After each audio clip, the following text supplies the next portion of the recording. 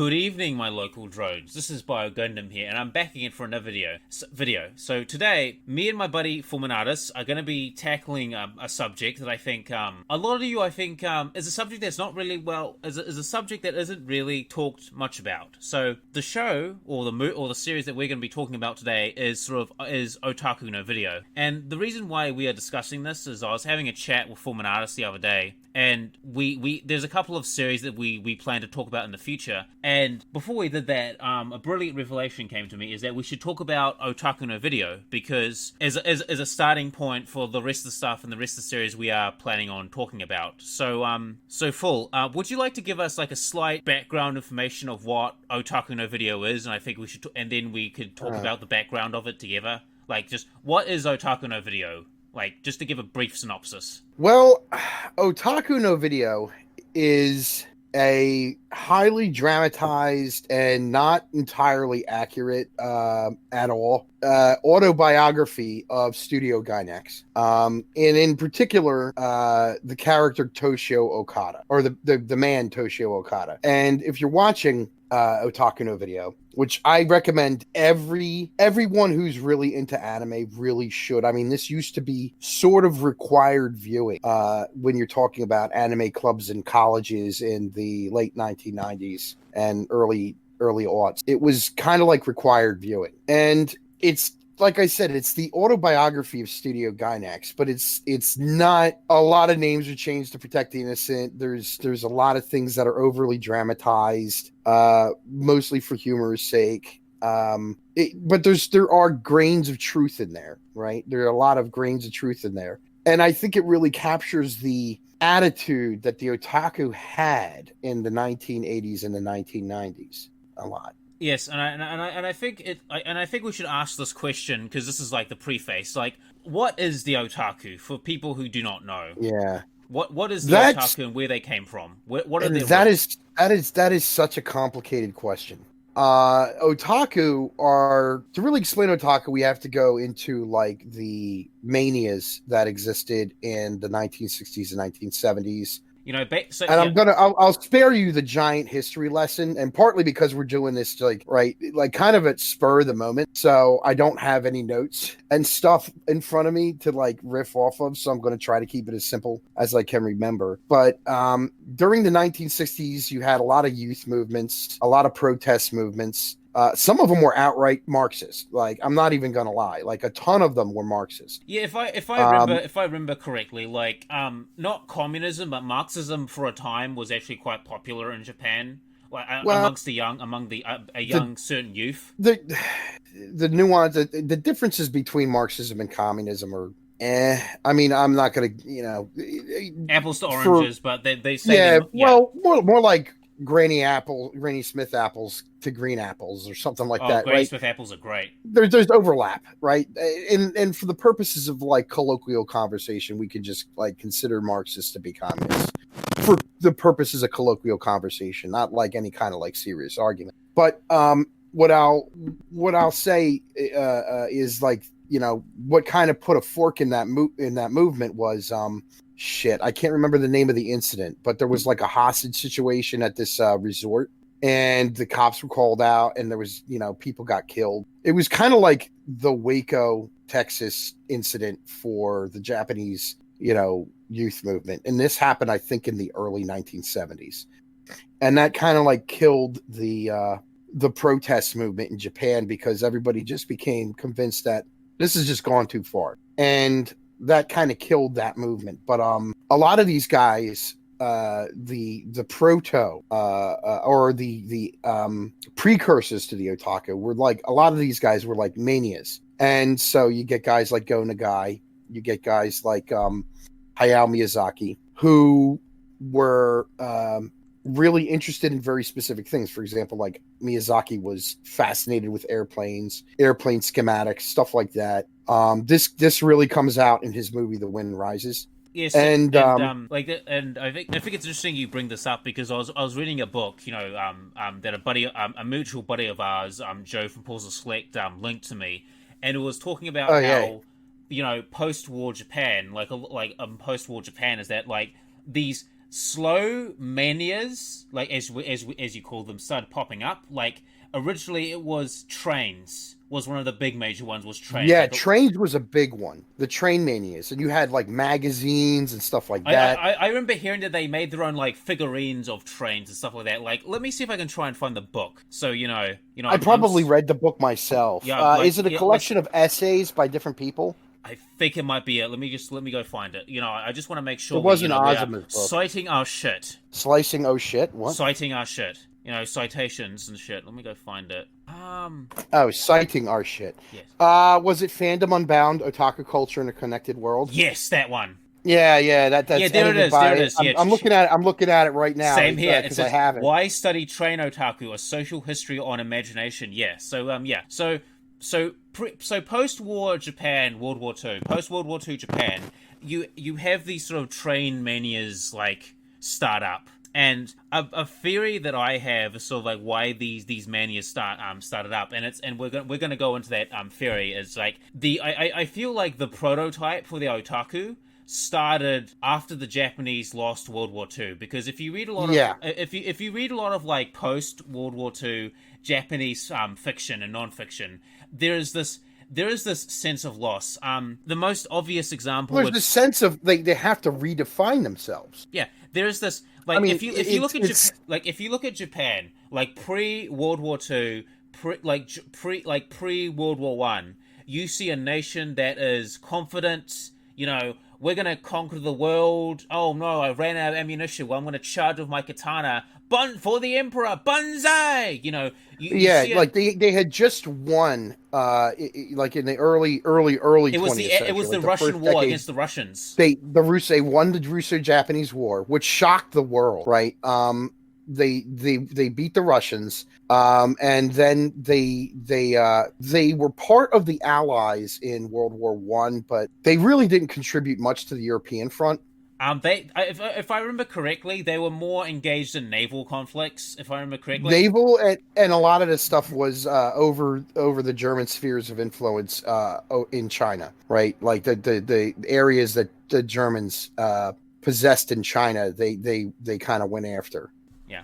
So, but like you have this massive amount of national confidence, right? And this mystique develops of this. Our way is superior, and we are undefeatable. And we're going to show the foreign monkeys. We're gonna show them just how superior we are. And pride became before the fall. Well, yeah, but that's the thing. Is like this mystique had developed about them, and they ended up in many cases underestimated their opponents. I mean, there's one book. It's debated in its validity, but it's let me look it up for a second. It's the Japanese version of the Japanese story, The Battle of Midway. It's actually funny that you say that, because like a lot of the Emerald, like I remember this one Emerald. What was that one Emerald they had in World War II? That was a fucking boss. That one guy, was he Yamamoto something? Yamamoto. Yes, that Nagumo? guy. I think it was that guy. Like he basically I think there were some people that realized. Like I think there were some people who realized that, dude, this is the pride before the fall, dude. Like, I mean, I could fight and probably beat the Americans in a couple of years, but if we do not finish this war, like, we're fucked, bros. Like, but history lesson aside, like I think everyone here gets the gist of it. Like, you have a nation that is confident, that is making strides, and they're going to show people, hey. And then they're just completely crushed, and not just crushed, they're occupied, and they're occupied by a foreign power, right? And this is something that had not happened to Japan, since 1300s? No, before that, right? The Mongol invasion failed, and so like it's greater than like England. I mean, the last time England was successfully invaded was 1066. And so for 1,000 years, no one has been able to successfully invade England. Japan, the last successful invasion was, the migrations that created the Japanese people, really. And it's just that's like the last and so like that wasn't even recorded. I mean, we just got archaeology for that. So like now all of a sudden, like Japan is now occupied by this foreign power, By the Nanban And Beijing. the emperor has kind of like sort of rescinded his divine authority and divinity, which has been a defining characteristic of the Japanese for Thousands of years. At least 1,000 years. Yeah. At like, least. Okay. So and their entire identity as a nation, as a people, has just been challenged, ripped right under them. And ripped right out from under them, right? And it's just like, so by the 1960s, the Japanese, this young generation that didn't live through the war, is coming of age, and they're asking some questions like, what it is to be a Japanese person? Like, what is Japan to them? Like, exactly, and so it's and they're like many youth movements, right? Like we see this with the baby boomers. What did the baby boomers do? They turned around and they became the establishment themselves, right? And I mean, inevitably, what these people will become is the establishments themselves. They're going to become in the 1980s the old stuffy bosses that run these corporations and Zaibatsu and shit. But that's neither here nor there, because that just happens to every generation. Yeah, listen, you start out as the young rebels, and then you become the very thing that you're fighting against. Like, give it 20 years. Yeah, pretty much. It's like, the cycle you continues. either die a hero, you live to be the villain, right? Yep. So you get these guys that dive into these manias, and train mania actually goes back to like the Meiji Restoration, right? To some extent, like because of the fascination with these things being imported. If I remember correctly, like during the Meiji era, there was like the Japanese, like, and I think I've said this in a chat with you before. And if there's any Japanese people watching this, like I don't say this to be. I doubt it. Probably I doubt it. I know, but I'm just gonna say this as a preface. If you are watching this, like, do not take this as an insult, but like, if you look at during the Meiji era when like Western stuff was almost like being introduced, like it's almost like, and you see this with modern day Japanese people as well. Like when they dress in Western fashion, it's almost like they're playing pretend in a sense. Like, I wouldn't say that. I would say, okay, here's the thing: what people don't understand about the Meiji Restoration, right? Japan succeeded where no other country did. Like literally, Japanese example of modernization, and this is one of the areas where they got so much. They received so much they received so much attention, perhaps, from historians. And this is why they developed such an attitude of superiority, because one, they had to rapidly import the idea of nationalism, right? And the idea of ethnicity and being a people is nothing new, but they had to import the modern concept and understanding and interpretation of nationalism, and they did. And not only that, they also technologically leaped forward within the span of a 30-year period. Like what they achieved is absolutely phenomenal. Yes, it is. I mean, other countries did not do what they did.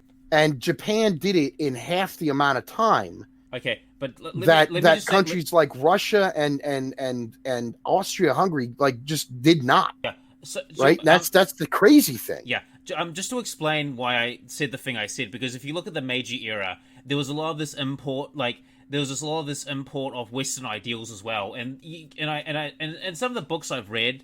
I feel like determination. It was a determination. If you want to kind of a glimpse into the mindset of that period, that's my stupid self. There's the phone. If you want a kind of a interpretation of that or a glimpse into that idea, the autobiography of Fukuzawa. What's his first name? Fukuzawa. You let me finish my thing. The reason why I say it is that the reason why I say it is that sort of like during the Meiji era, you do see a bit of this like this Western mania sort of pop up. Like, and you see these pictures of like Japanese people wearing Western clothes, and it's like, oh, you got to eat steaks, so you'd be big like the Nanban Gaijin. Like I see a little bit of that Western mania, and well, it's not just a Western mania. It's they're looking around and they're seeing what's happening to China. Right, they're looking around and they're watching things like the Opium Wars and stuff like that, and they see like all of a sudden like these gaijin that showed up on our shores were just hairy barbarians 400 or 300 years ago. So, now they're in these giant ships with all kinds of technological abilities. They don't need sails. A lot of them are just steam driven.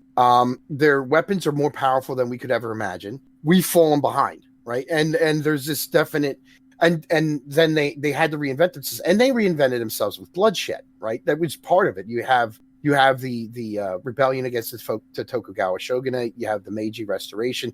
You have the what the hell is that war? The Genpei War? No, Genpei was Boshin War. The Boshin War, which was you have this brief, short-lived Ezo Republic where like the samurai retreated to Hokkaido and tried to set up their own government in for a brief time, and you have these events that take place. And the Japanese are just like rapidly reinventing themselves, and like I said, I mean, there was resistance to it. Like I found the guy's name. I had to read his autobiography back in college. But Fukuzawa Yukichi, if you want a glimpse into this, the mindset of guys who helped to push forward the Meiji Restoration and why they were interested in Western stuff and why they adapted Western ideas and things. Look at Fukuzawa Yukichi. Okay, but you get what I'm trying to say. Like even when a Japanese person dresses up like in a more Western style, like it's still distinctly Japanese. Like I can just tell. Yeah. Like and that's what I mean. Like maybe play pretend isn't the right word for it, but it's almost like what would be a word for it? It's almost like they want to become like the Westerners or the Nanban Gaijin, but on their own terms. Like that's just how I see it. Like I think, like would that be an accurate way to describe it? They want to adopt these things, but they want to adopt them in a way that makes them that they maintain their Japaneseness. Right. And so like we're getting massively off the topic here. I mean, I think this is an interesting discussion. So yeah, getting massive. Let's bring it back because our audience is going to be like, what the hell are they doing, dude? They're it's talking fine. about all right, so Japanese history. Yeah. So let's go back. Let's go back to talking about the 19th. So this was the preface of where the origin, sort of like the prototype otaku came from. Like this is the origin. This is the origin story. And so like the otaku, a number of things happened in the 1960s, like or 50s actually, late 50s when Godzilla, the original Gojira, comes out, and that creates the whole tokusatsu interest, and tokusatsu just means special effects. Yeah, granted, and then it starts stuff like Super Sentai and Kamen Rider and all these, like Kamen Rider early 70s, and we think of it as a genre, right? But if what I understand is tokusatsu just means like straight up in its purest form, just means special effects. Yeah, it means people wearing suits and stuff, and like I've actually seen some of like the Godzilla movies, like not the early ones, but more like the ones that came out like in the 80s and stuff like that. And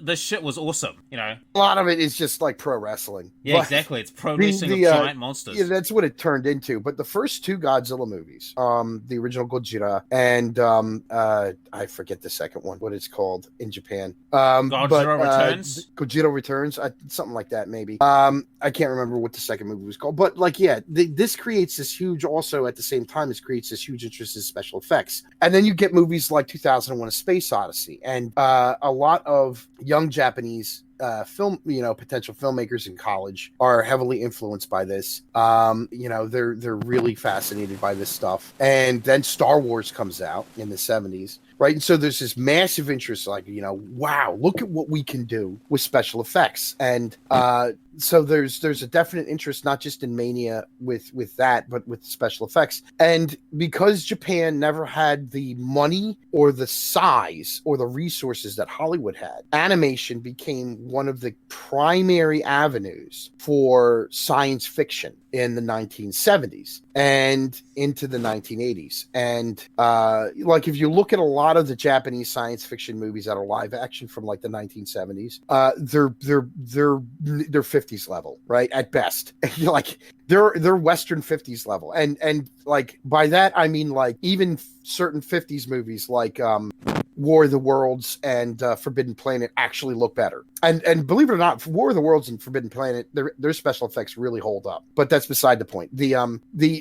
So like the primary avenue starts being science fiction is animation. And you get these guys who never, like, if I recall, Hayao Miyazaki never originally wanted to do animation. I think he wanted to do something else, but he ends up in animation and he excels at it. And he discovers a freedom in it that was never there before. Like, he can do all kinds of things with animation that are a lot more difficult and or expensive to film in live action and make look realistic. And so, like, you get like, and Hayao Miyazaki is like one of those pivot points, right? Yeah. So the otaku start to coalesce in the late 1970s, and especially when you talk about like a good source is Aoi Hono, like Blue Blazes. I can't remember the author's name, but if you get the chance to read the manga Blue Blazes or Aoi Hono, or watch the drama that it's based on, which is the drama is hysterical. It takes place in the late 1970s. Can you type this down in the chat so I can look it up? Because it might be on YouTube. Because I've seen some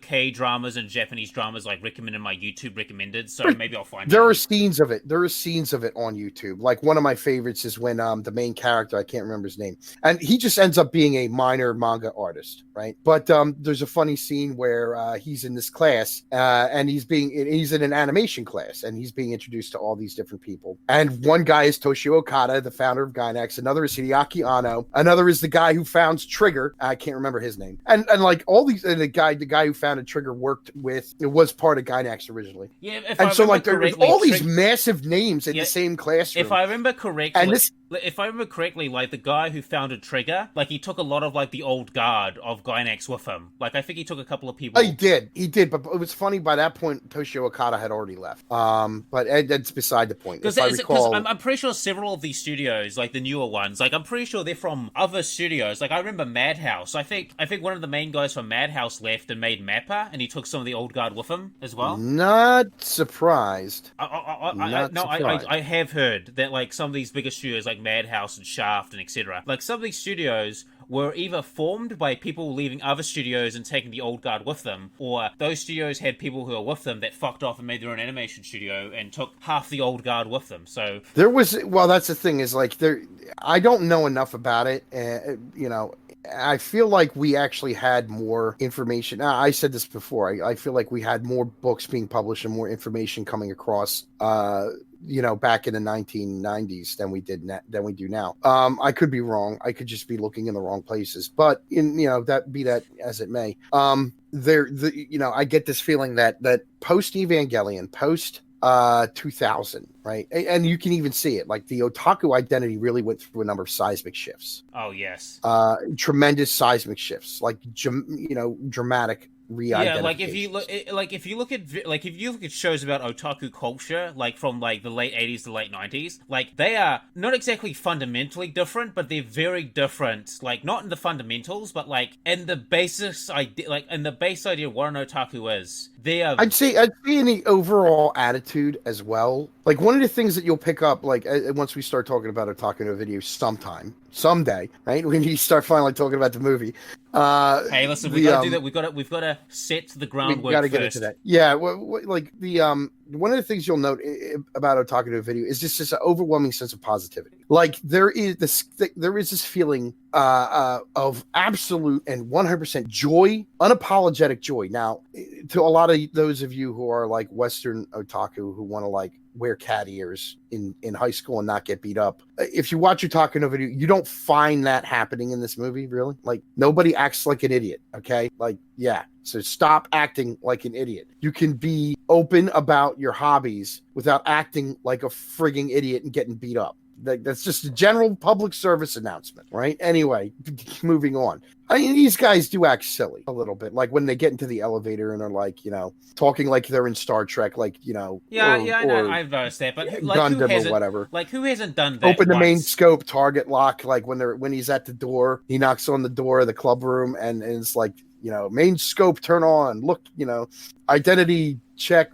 Passed, retinal scan, but full. Disengaging lock, and he unlocks the door. Full, and... Like in their defense, like who hasn't done that at least once or twice when they're in like a club? Oh, I mean, yeah, like when you're with your boys and you're hanging out. Like, dude, I do that as well. I do that as well because it's part of the fun. All right.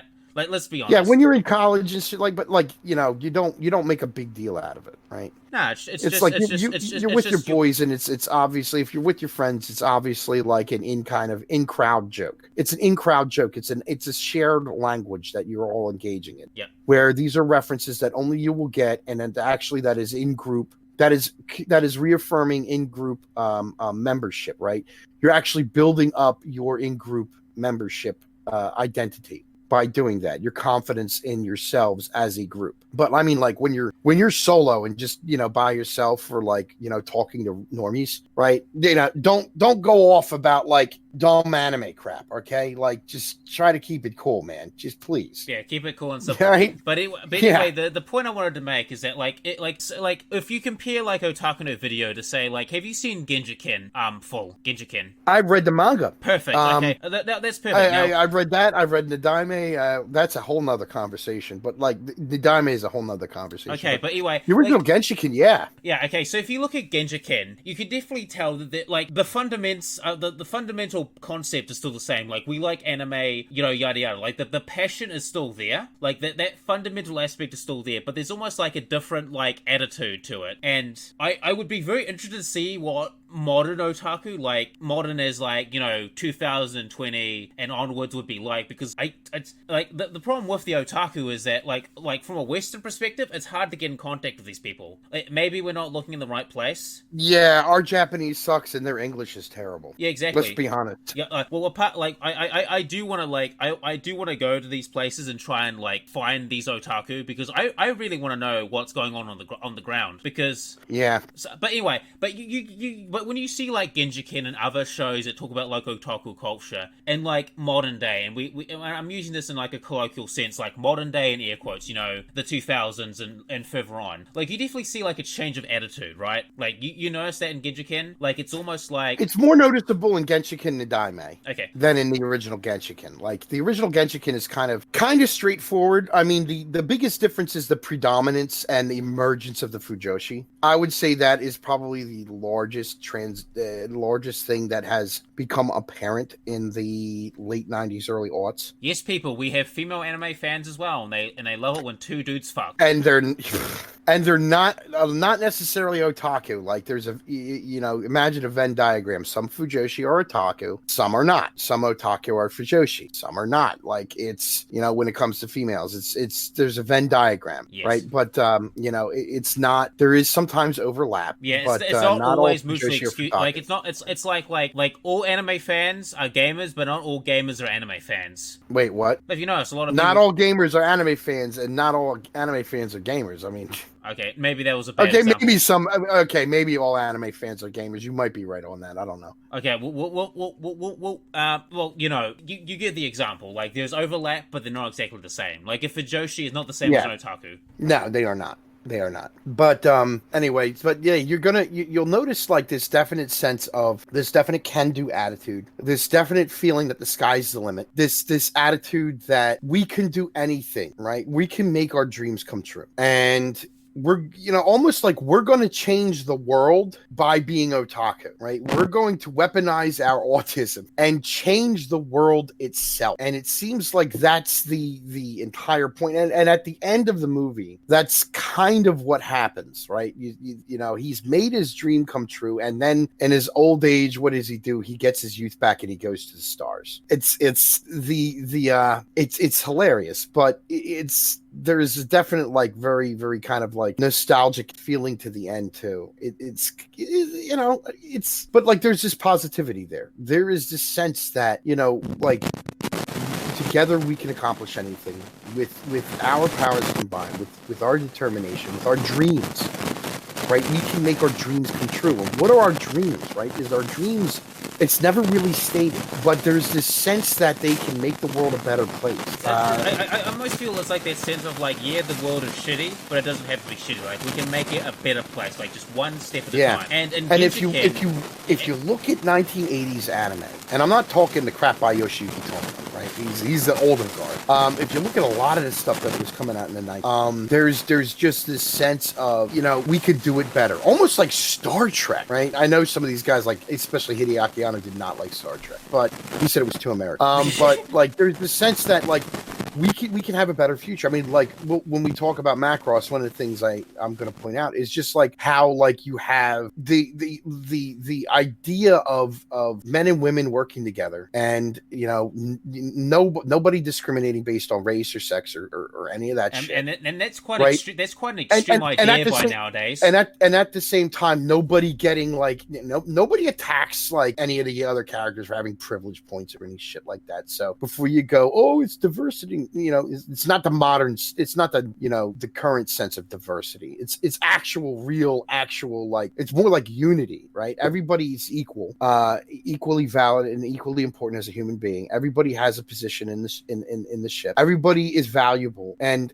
they work together. There's none of this, and you'll see this a lot too in a lot of these 80s shows and into the 90s. There's no sense of boys versus girls that you get in like Western shit. You know, there's boys and girls working together, men and women working together. There's people working together. They shelve their personal drama, their personal bullshit, their personal problems. They shelve it in order to achieve greater goals, right? And like Macross does that. Like all kinds of shows do that, right? There's this, and so it like presents to us like this idea. And this is the reason why I brought up Otaku no Video, because if we talking about this show will make a good framework and a base for when we talk about some of the other shit that we're going to be talking about together. Oh yeah, especially the 80s stuff. Oh yeah. And so like that's kind of like that expression, that Otaku expression, dreams. And right? We dream of a time when all these stupid things that everybody is hung up on don't matter. Yes. And right? and Ginja Kid, there's almost like a somberness to it in Ginja Kid. Like it's almost like if I was to use a better example, it's like imagine the American Civil War and the South have like basically completely blockaded Washington DC. And you see Abraham Lincoln, like, staring outside the White House, like, he's got, like, a rifle in his hand, and he's like, you know, we're not done yet. We're gonna continue the fight until we're gonna continue this fight. It may seem hopeless, but we're gonna stand strong. Like, I can imagine with Abraham. Like, that's the impression I get. Let me go. We haven't even started talking about the movie yet. Like, it's almost like, there is... Sort of. Like, honestly, like, I think we're gonna need one or two, we might need one or two other people with if we talk about Genshiken, but we'll cross that bridge when we come to it. I've got the perfect two people talk about Genshiken, and don't worry, I've known this guy for a while. He does the we'll talk about this later, but yeah, let's talk about this later. Anyway, but I know the perfect guy to get into Genshiken with us. Okay, anyway. But anyway, this is kind of So when you see Genshiken, you kind of get that feeling. Like you get the feeling of that, like, you know, it's more realistic. It's more gritty. It's a more realistic, gritty take on that feeling. Like, you know, it's like we are the last bastion of hope left, and we're gonna keep the fight going. Right? There is no. Yeah. Then you read Genshiken no Daime, and that just shatters all of it. Like that's another story entirely. That's another story entirely. And then you get the. That's another conversation for another time. But yeah. Anyway, so Otaku no Video. So let's finally discuss the movie.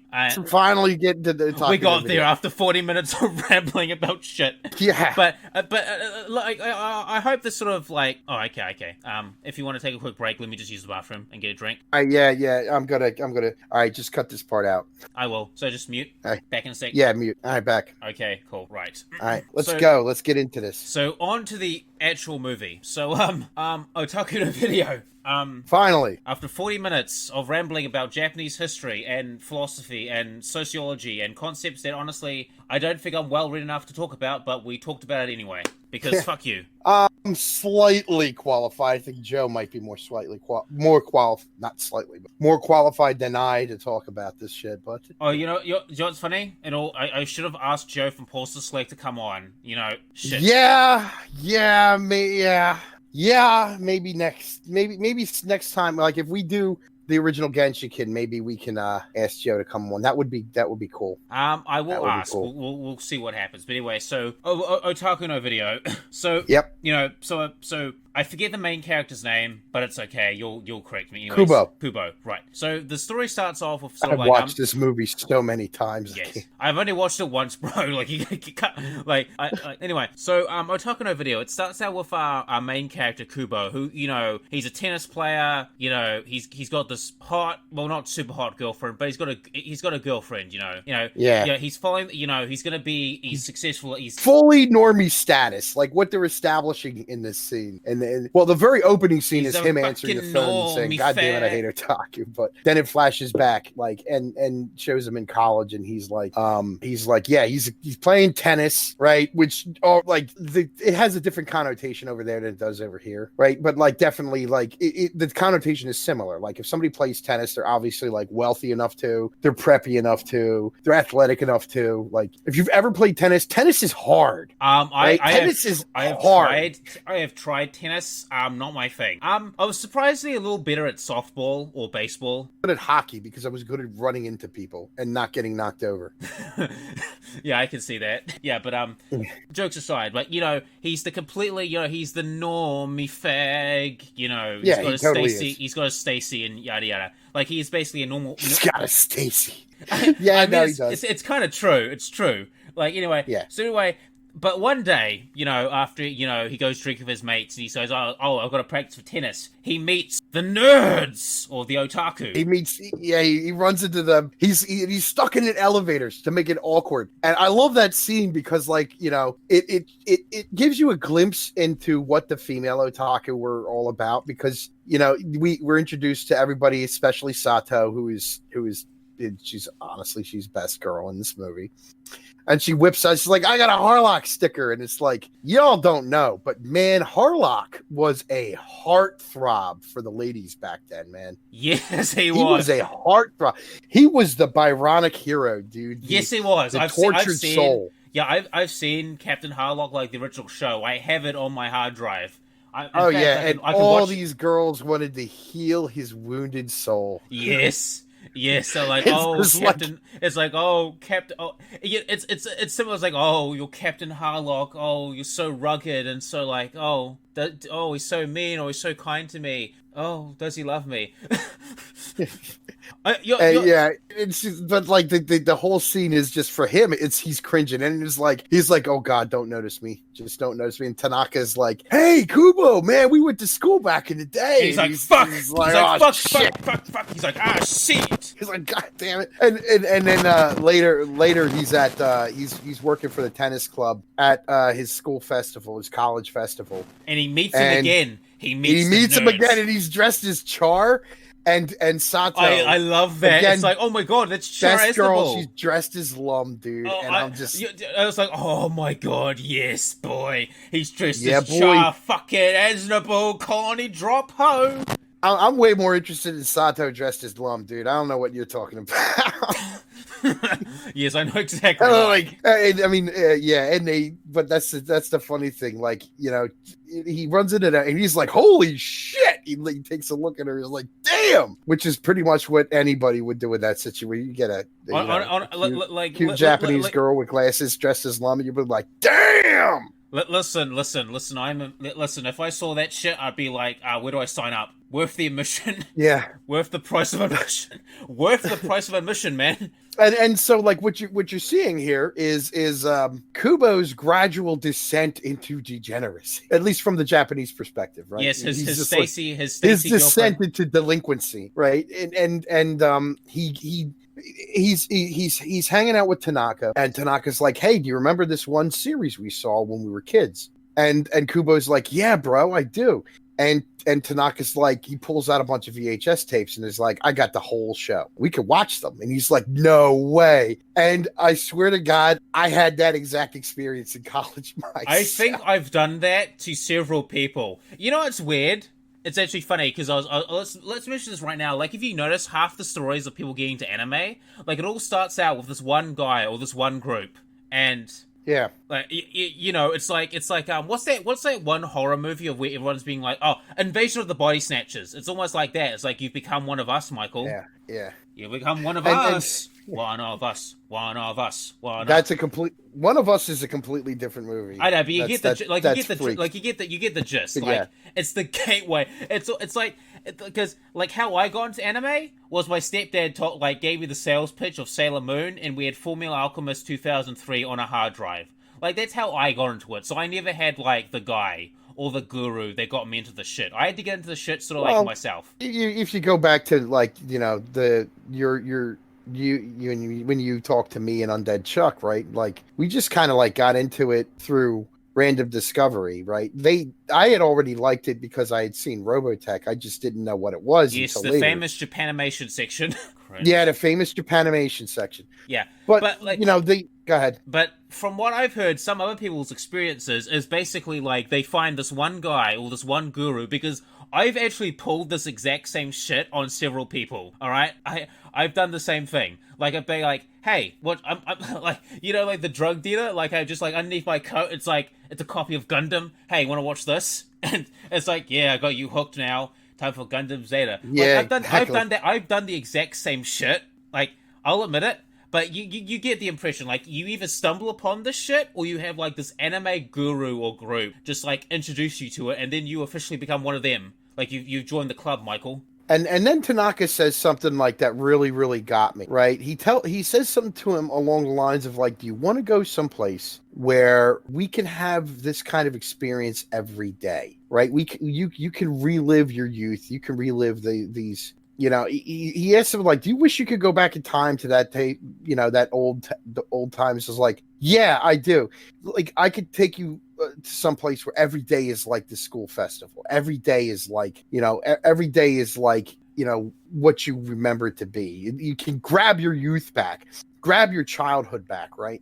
And it's not the childhood. Like, there's a difference between like, I think what people don't understand is like being a kid at heart and maturity are two different things. Yeah, I think there's a difference between like being a kid again and like being like, there's a difference between like being an adult, and then there's being a different.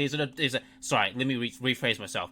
There's a difference between being an adult and an adult who has fun. And an adult who is a kid at heart, right? Because an adult who is a kid at heart can like actually go out, hold down a job, do not look like an idiot in front of their boss and their colleagues, and have fun, and then go home and indulge in their hobbies and their creativity and all that other stuff. And this is the thing that I mentioned in the voice chat, that like I feel like.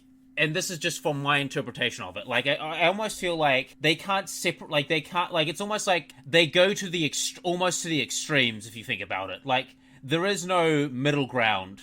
Like it seems like in Japan there is no middle ground. Like, you can't be the fun adult. You have to either be the adult or the child. And as somebody who I have one of my friends in grad school was a Japanese professor and adjunct professor, and he once said that Japanese people are interesting when they're kids. They have a lot of fun when they're college kids and stuff like that, and then they hit this period where they go to work, and it's like they are basically, their soul is dead until they retire, and then they're awesome again, right? And that's there's a lot of truth to that, except for the fact that you got to catch the salarymen at night. I actually have direct experience with this when I was visiting Japan. If you catch a salaryman at night, you catch them at night at the bar getting drunk, they are freaking hysterical. They are awesome to be around. They're absolutely a blast.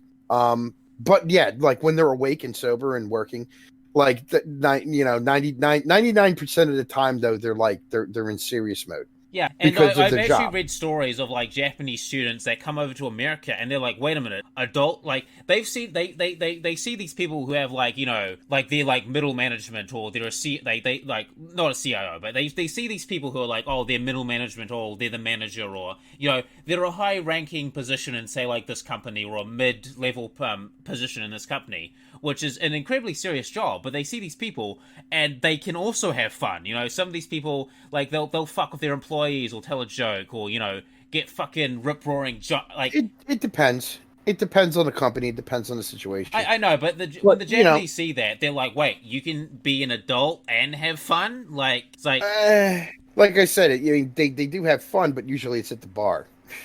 Well, but that's some of the best types of fun. Get rip-roaring drunk on sake, a bunch of Japanese businessmen. That is actually a thing I want to do on my bucket list. That's on my bucket list. Oh, it's a blast. But anyway, going back to the Otaku no video, one of the things we do need to bring up is the interviews. Yes. Right? They intersperse the movie with these live action interviews of supposed otaku that they found, right? And I'm using air quotes here. They were these are hilarious. Yes, they were browsing through the city of Tokyo with their camera out, and they have David Attenborough narrating. Here we see the local otaku in his natural habitat and hunting grounds. We see him going up by the watering hole.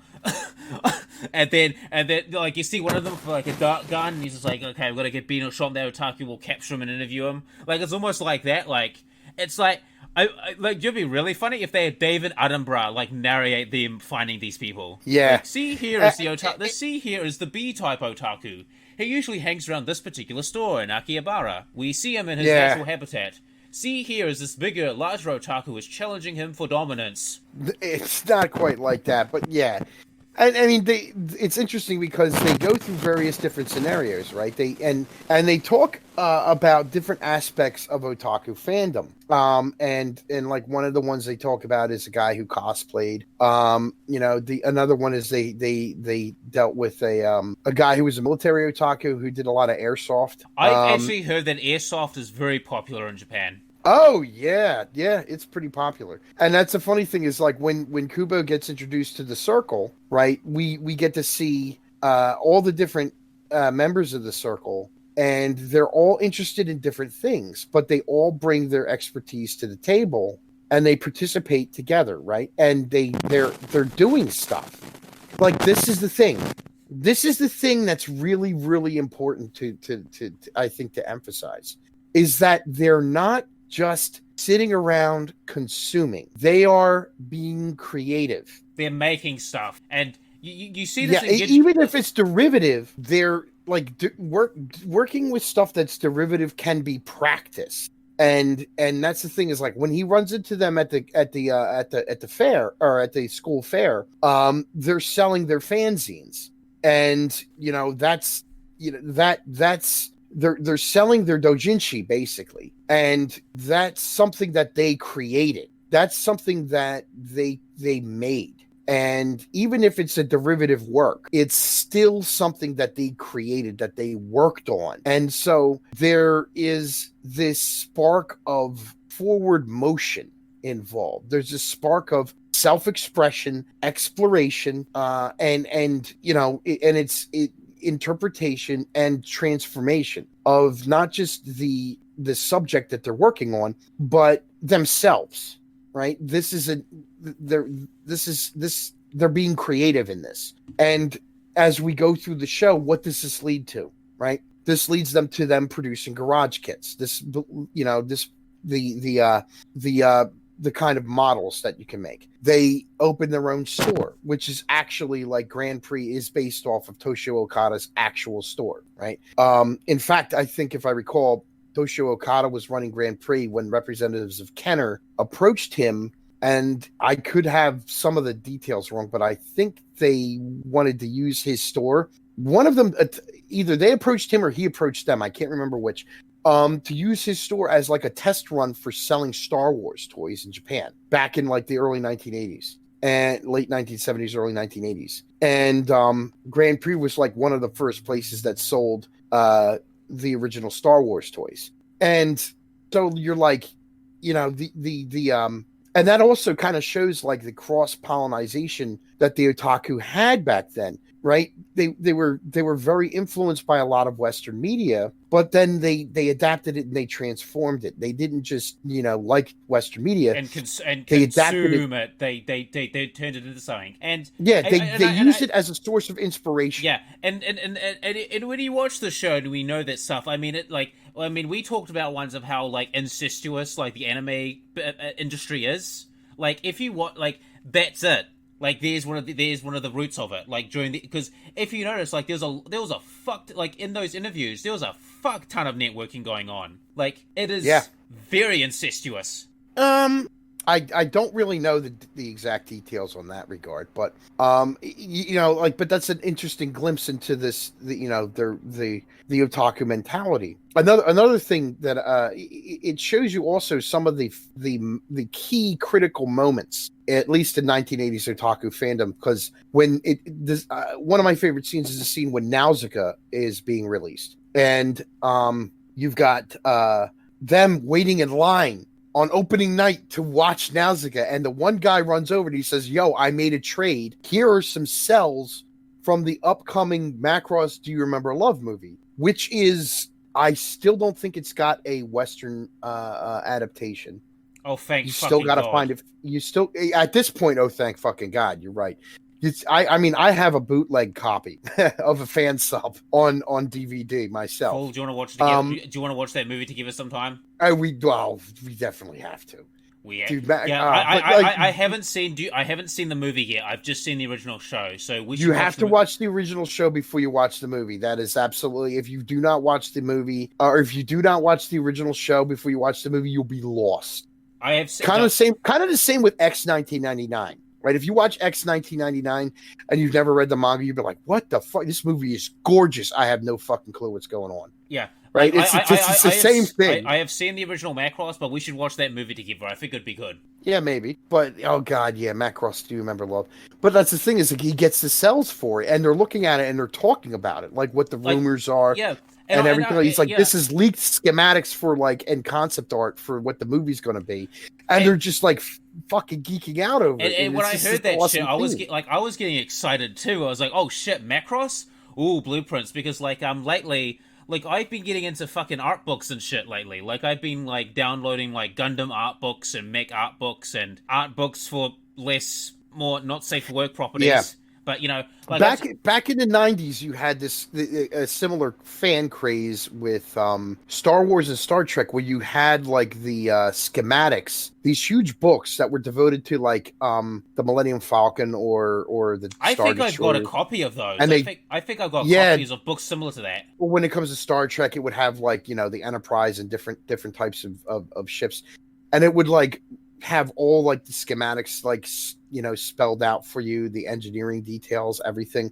And the funny thing about that is a lot of that is post hoc, right? That is after the fact, right? After these things were made. The funny thing about anime is the guys they had to design the different mecha oftentimes designed the mecha with this shit in mind to begin with, because they were mania or they were otaku themselves. Yeah, and we you get a glimpse of that when Tanaka's showing Kubo. He shows him a brief scene from the original Macross, and he's talking about the actual aerial dogfight maneuvers that the pilots are making with their Valkyries. And he's like, here in this frame, you can see him launching flak to help deflect the missiles or to confuse the enemy missiles. And you can see how he jukes over here. And it's like, yeah, the otaku that got into animation, they really, really they cared about this stuff, right? They really cared about having this sense of realism, accuracy, and realism. Yeah. And it's I'm sitting there watching this, dude, I never noticed that. I never noticed him launching decoy flares to confuse the enemy. I didn't notice that too. And I'm rewatching some of the shows, because obviously for the rewatch, because we're going to do Macross eventually. I'm rewatching it, some of it, and I'm just realized oh shit, I didn't notice that. I didn't realize that. Because it's and we'll talk about the same thing with Escaflowne, the amount of detail, or if you ever I forgot the name of it just now. It was on the top of my tongue. It was the Gusaraki, that's right, or Gusaraki. The amount of detail is just maybe it's because I've got Asperger's and maybe it's the autism, but I just really like that stuff. There's just I don't even think it's that, right? I think there is just value to that, right? Because it shows a degree of seriousness and care, and that this means something to them, right? And so it's there's this very simple word. It's called craftsmanship. And what Tanaka's doing for Kubo, right in that one scene, is pointing out the craftsmanship, right? He's pointing out the craftsmanship in the animation. And it's funny you say that, because it's what that one foreigner guy, the guy who's that weeb, that I was when I was 16, he says a similar shit. He says this is leagues ahead of what people are doing in America right now. This is, well, what people were doing in America, you got to understand what America, yes and no. because if you actually study Western animation, you did have people who were pushing the envelope, like Don Bluth, with The Secret in Him. Like seriously, there are examples of Western animation. Wasn't there a guy like Ralph Bakshi? Yeah, Ralph Bakshi is I've heard of him. Probably. Oh, Bakshi is amazing. Watch his Lord of the Rings movie. First of all, his Lord of the Rings movie is maybe not as stylistically pretty as Peter Jackson's, but it gets the novels better. Bakshi understood the Lord of the Rings in ways that Peter Jackson did not.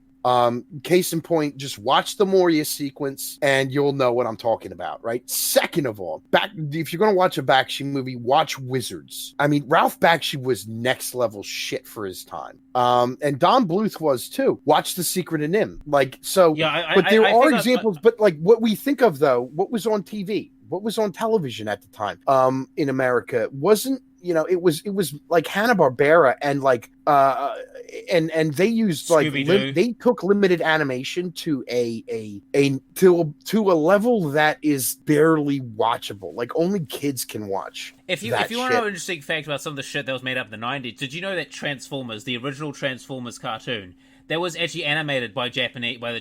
Yeah, it was. Well, we outsourced a shitload of animation to Japan. If you ever get to watch the Rankin Bass, The Hobbit and the Return of the King, that was animated by the Japanese as well. And you can actually tell if you're paying attention. Like if you watch the original Rankin Bass, The Hobbit and the Lord of the Rings, The Hobbit and the Return of the King, it's like, oh wow, this is anime. It's because it's animated by the Japanese. There was a lot of shit that was animated by the Japanese, quite a bit. And the Transformers is kind of, especially if you watch the Transformers movie, it's a little bit more obvious than the TV show. Oh, dude, the Transformers movie, like for Generation 1, is fucking amazing. That movie was a pivot point for me as a kid. Dude. That movie was a pivot point for me as a kid. Dude, it's still good today. Back to we got to get back to Otaku no Video. Transformers the movie overview coming soon. Yeah, maybe we should. We got to get on Dead Chuck for that, definitely. All right, if we do, we'll talk about this later. But like, if we do, we could do Transformers because technically it counts as anime. Kind of technically, yeah. Actually, if I remember correctly, like several Transformers shows are animated by the Japanese, so technically it does count as anime. They went in a totally different direction after the Headmasters.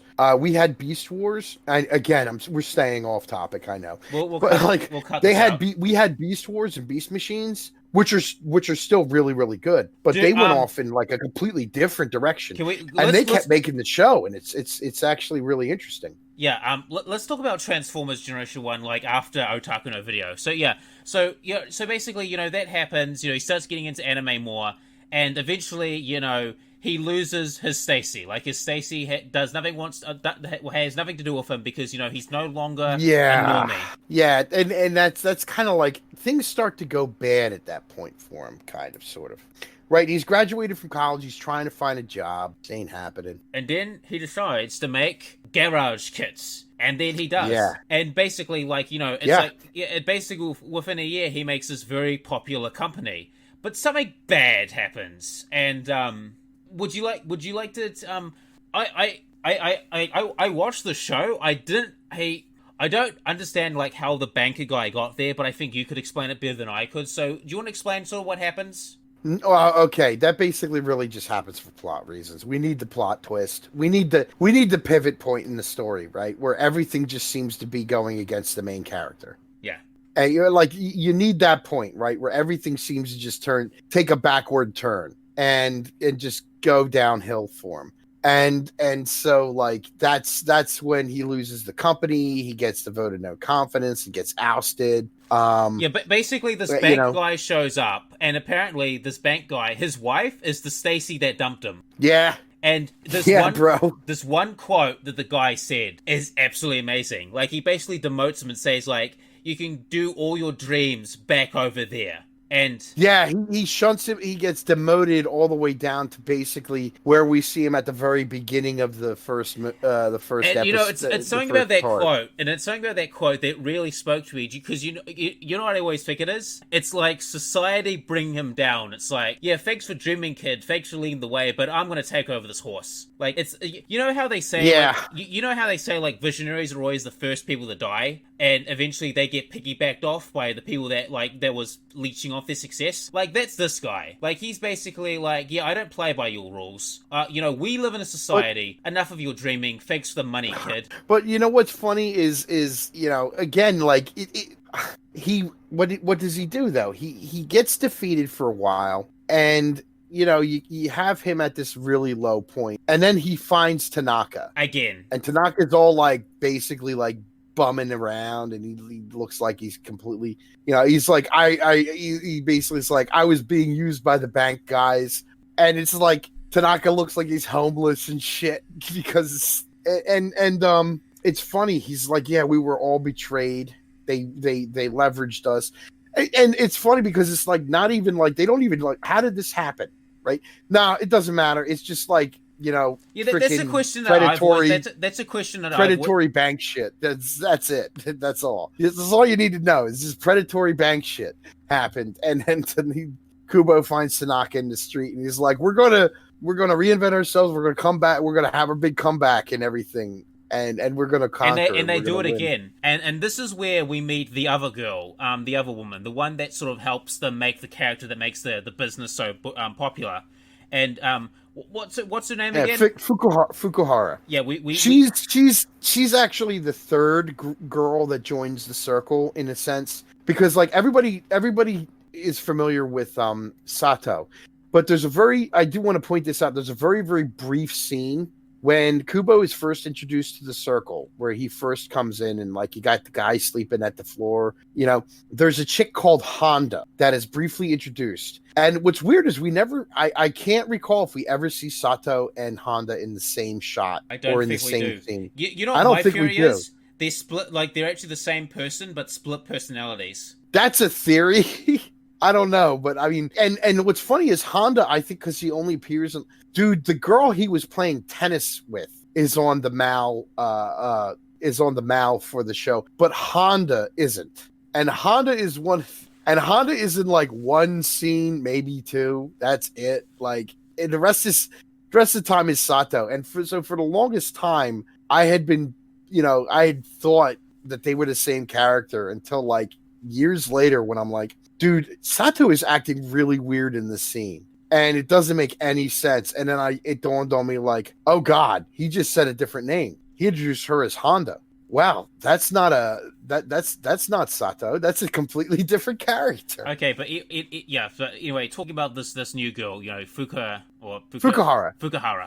Shit, yeah, Fukuhara. So we meet her, and obviously she's so cute. But basically, and I love this quote. Like, she shows up, and Tanaka basically says like, hey, you know, she was at first on their side, but her heart is with us. And yeah, I almost think like in a metaphorical context, she represents like grassroots idealism of otaku, and the bank manager represents the consumerism. Yeah. You know what? That's not a bad way to look at it, right? That's not a bad way to look at it, because what do the bank people want to do? They just want to take this shit and they want to just sell it, right? And what was the garage? If you watch the scene where he's talking about the garage kits and what are the best materials to use, and it's like, oh, I prefer soft vinyl, and they're like, why? Because this, that, and the other thing. He's like, soft vinyl is going to be, he says like this, we're going to have special paints and this, that, and the other thing. He's like, well, that's where we're going to set up our stores the way we will. Soft vinyl is going to be easier for them to modify, and then like right around there, you see the interview with the guy who's actually working on his garage kit, and he's like sanding it down and he's editing it to fit his interpretation of the character. Yep. And this is why I say, right, that this is that this was a hobby for these people, right? This wasn't just consume. This meant something, right? This was a passion. Like, you know, if I build my waifu figure, like, that means something. It isn't just it's I'm not just buying the figure, right? I'm building my waifu, right? I'm building her, I'm modifying her, I'm creating her, I'm making her, you know, like it reminds me of the old the Greek myth of Pygmalion, where the guy like creates a statue that he falls in love with, and then Aphrodite like blesses him by bringing that statue to life, and they get married. But like it's kind of like that, you know, where you got this guy who's this guy's painstakingly working on creating this, and it's you know, and that was a deliberate decision in the story by Kubo to choose a type of plastic that to use that the customer then can modify to suit his particular taste. Yeah. And that it also like leads into like, you know, what is this for? Like, who are the true? And this also kind of like, now I'm going to get accused of gatekeeping, but fuck it, I will. This is asking a question like, who are the real otaku, right? Are the real otaku the people that just go to the store and buy the fucking waifu statue?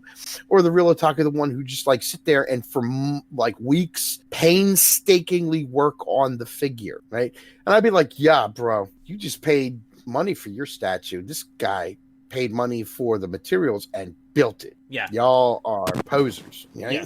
Yeah. Y'all are posers. Yeah. Anyway, you know, throw your statue in the trash. This guy's the real deal. That's devotion. Yeah.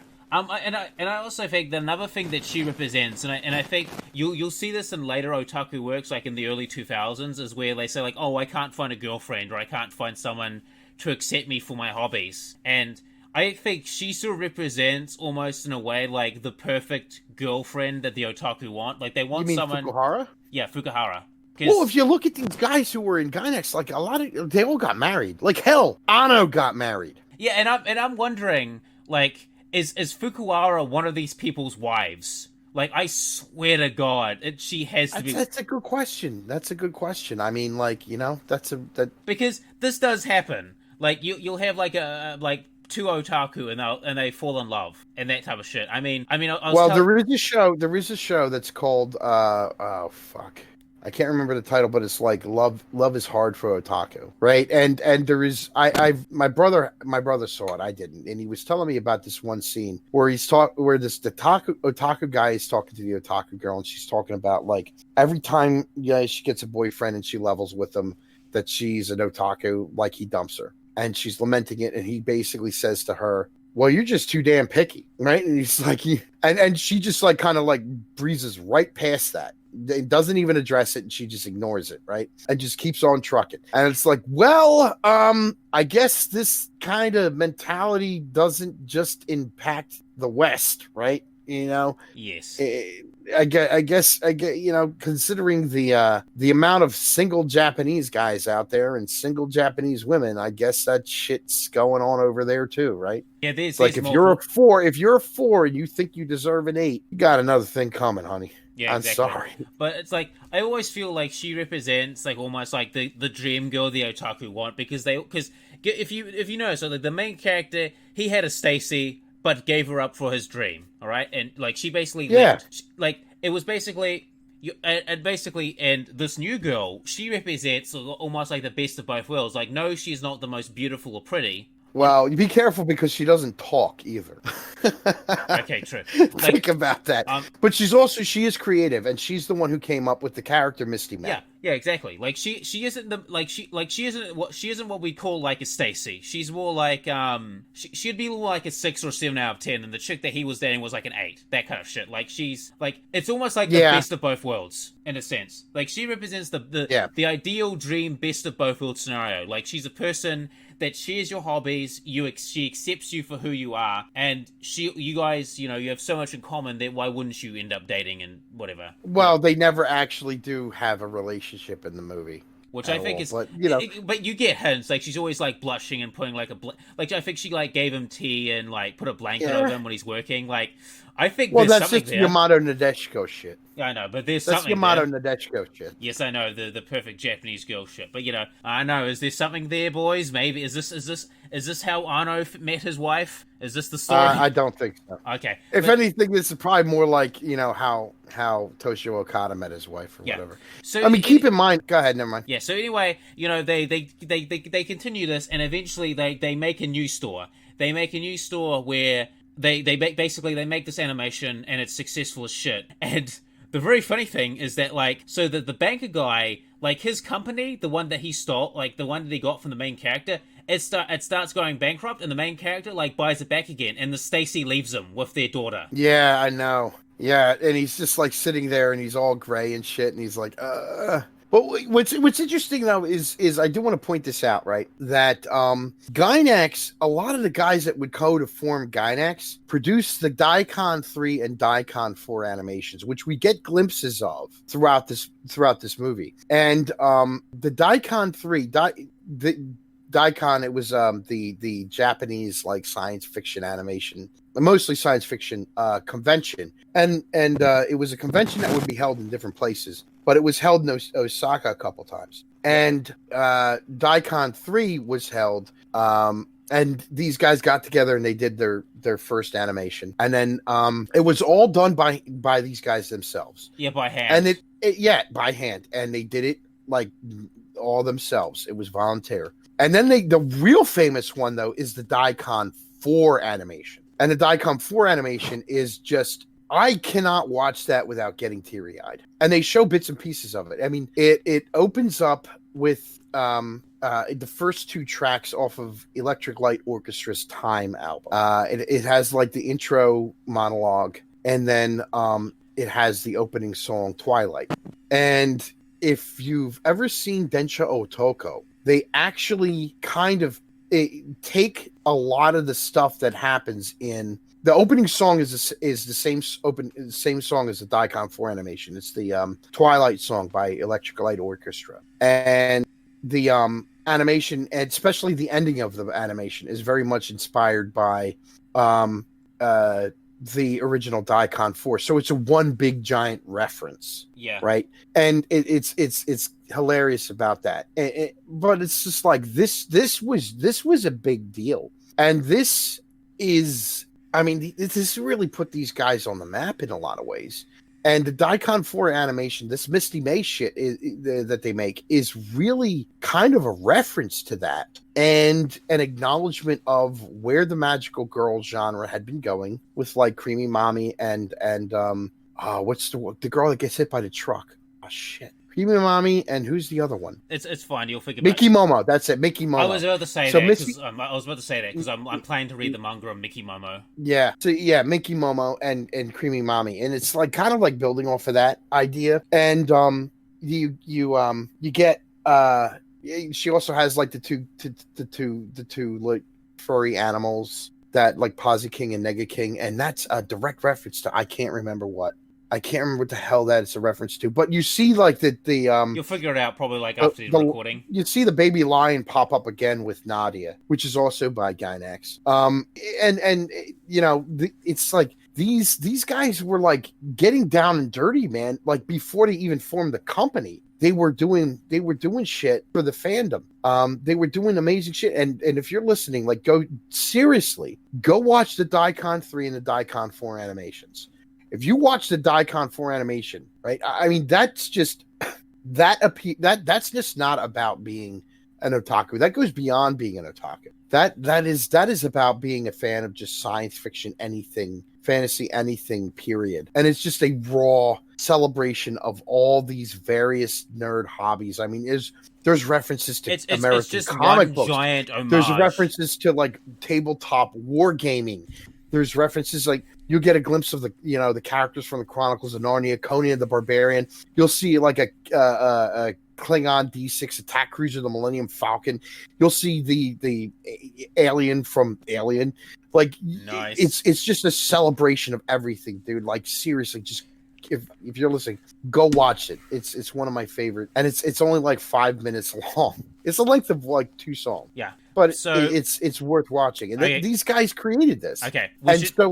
This is kind of a reference to that. Okay. So the ending scene of Otaku Daikon is that they eventually open up this otaku amusement park, Otaku no video. So Otaku video. I'm thinking of the YouTube video. YouTube's that YouTuber Otaku Daikun. Sorry, Otaku no video. So the ending scene of Otaku no video is eventually they open up this amusement park called Otaku Land, and they celebrate it, it's good times, and eventually they come back as old men, and apparently like the amusement park is like sunken underwater or some shit. And because of the rising sea levels and shit. Yeah, that old theory. Anyway, so they go to it and they find out the lights when they go to it are still working, and they go and they climb into the mech, which I honestly think is a reference to Ideon or maybe some mecha show I don't know of. No, that is definitely a reference to the end of Macross. Remember when at the very end of Macross, where the Macross ends up in the middle of that lake? Oh, that's a reference to that, dude. Okay. I'm sorry. The way they it's... designed everything at the center of Otaku Land or whatever it was is a reference to the end of Macross. Okay, yeah, it's been a while since I've seen Macross, so which is why we're rewatching it for the thing. But anyway, they take off their suits and they're young men again, and they launch off the space. And honestly, after watching this, I had to give it an 8. There's no way, in good conscience, I could give it any lower than an 8 out of 10. Like, there's just so much to unpack in this show. And now... And we've only scratched the surface, man. Yes, we have scratched the surface, man. I mean, if we had... I swear to God, when I finish posting this video, I'll show it to Joe from Pause and Select and ask him his thoughts, because I think... I should have just gotten fucking Joe from Pause and Select here. Like, I should have got him in. Yeah, we should have had him here. This would have been great. I think we could have made some real magic. And in fact, this is the movie that made me realize that I had brothers in Japan, in a sense. Like, being a nerd in the 80s and 90s was different from the aughts in the nows, right? Yeah, the nows, the 21st century, right? Being a nerd was different. But it's like, I realized, like, holy shit, like these guys, they remind me in so many ways of me and my friends. And we had like, and I have to keep going back to this, just this sense of positivity, right? This sense of the ending is like they overcome, you can adversity. See, like they overcome adversity. They follow their dreams. They push for their dreams, and they make their dreams come true. And never once did they cuck on their beliefs or anything. Like, they stood true to themselves. And yeah, and it's just, it is such, and it is such a time capsule of I think in a lot of ways, the otaku mindset that comes through in a lot of otaku works at the time, right? If you watch, I mean, granted, there's a lot of stuff that comes out, like, in the 80s and 90s, it's dark, right? There's a lot of dark anime that comes out during that time, especially Key the Middle Idol. Or like, Vampire Princess Miyu and shit. Oh, that was some good shit. At the same time, though, there's a lot of stuff that comes out that is just inherently optimistic, right? There is so much stuff. Even at its darkest moments, the original Macross was far more optimistic than, say, Gundam, right? A lot of the stuff that came out and was in the 1980s and early 90s. And I say that because this I think Otaku no Video came out in what? Well, let me check. I think it came out like 1991. 1991. And when did Wings of Honiamis come out? Hold on. Came out in 1987. And that was a bomb, which is... Okay, well, whether or not it was a bomb was debated, because some people in Gainax said it wasn't a bomb. But like that really... that was like the Gainax's like debut as an animation studio. And if you watch Wings of Honiamis, dude, that movie really captures a lot, I think, of that mentality. And Wings of Honiamis is a legit film. Like, it is a legit film. It is actually it's an incredible animated film. It's a work of art. But it's not your typical, like, what you're expecting from an anime movie. It's very dramatic, but it's about that dream of going into space, right? And it's about a guy who's normally a slacker suddenly discovers something that he wants to do, and he's motivated to achieve it. Yeah, it's like he's found a purpose. He's found a purpose. And what's funny about Otaku no Video is that it digs into the darker sides of being an otaku, right? It's like, how many of you guys are virgins, right? And it looks at that. A lot. Like, how many of you would be willing to buy a cell stolen from an anime studio. And it's like 100% of the otaku polled said yes, they would buy a stolen cell from an anime studio. I just love it. There was a guy who was unemployed. He just was like, oh yeah, I just walk into anime studios and steal shit and sell it. Like, yeah, he's just like, yeah, I just walk in and take this shit. I just love that. He's just like, he's just like, yeah, I just do it. Fuck you. Like, it's like this. Yeah. You get like the creepy dude who's like playing the porn game, which is actually like where Gynex really in a lot of ways got their start. Is they made porno games too. Yeah, like if you they made dirty mahjong games. Oh fuck yeah! If you actually look at some, and like, that guy is, I think that guy guy's playing one of their games. I think. Oh, never mind. Sorry, but like if you look at some of the mainstream authors nowadays, like. Some of these people started out drawing porn and porn games, like my man Tosh, or fucking Oh Great, you know, like some of these guys, they were hentai artists and they left that, although some of them went back to it, you know. I do want to point out, like, when they interviewed the gaijin, right? If you're listening closely to what the gaijin is saying in the background, it's only remotely related to what they translate. It's hilarious. He's not actually like saying what they like when it says, I wish I was born in this beautiful country. I wish they would. And it's like, there's one very clear moment where he says, for example, and you can hear him say that, and it's not in the translation. Yeah, I'm a little suspect. They took massive liberties with what they translated this guy is saying. It's hysterical. And from what I hear, he got really pissed when the movie came out. And was not happy with how they completely did not. They made him look like this fucking weeb. They made him look like a retard. Yeah, pretty much. From what I always have a feeling that we're like, ha ha, none being gaijing, ha ha. It's like, yeah, that was the rumor going around. It's just like, dude, they just made me look like a complete asshat, and that's not. That's not, like, you just can hear what he's talking about, because they dub over him, but you can still hear what he's saying in the background in certain cases, and it's like, because I was like, wait, this guy's a foreigner. He doesn't sound like, because like if you've heard me speak Japanese, like, I do not sound Japanese. Like, it sounds like watashi wa na desu wa. Excuse me. Oh, sorry. But like he sound like the foreigner they were interviewing, like, he didn't sound Japanese, like the way he spoke it. No, he was speaking English. Yeah, exactly. I think if I recall, they dubbed him, right? Yeah, because it's just like, man, for a foreigner, this guy's Japanese is really good, and he sounds Japanese too, like too Japanese. Hey, no, they dubbed him. They dubbed over him perfectly, or completely, and it's like, yeah, they're talking about. They're talking about, like, where he goes and says, I wish I could have been born in this what was it? I wish I could have been born in this golden land and all kinds of other shit. Yeah, cringy weak shit. Like, you can't help but laugh. It's just like, oh my god, they completely dissed this dude.